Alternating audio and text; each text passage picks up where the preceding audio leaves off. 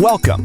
Today we're diving deep into the liver, but maybe not in the way you'd simple. There's incredibly complex highway system of veins and arteries, and what those sounds tell us when that system starts to break down. So take a look at this. At its heart, the liver is just a massive processing plant for all of your blood.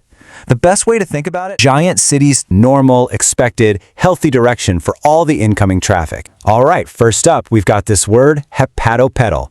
All it means is that blood is flowing toward the liver. Think of it as cars on the on-ramp. And then, of course, there's its opposite, hepatofugal. This means blood is flowing together, and you get the whole picture. Okay, check this out of the liver. So let's start with the most 10 millimeters builds up, whole chain. We already know that brings us to the up. That's the pattern. Together, you can really start to see how these different patterns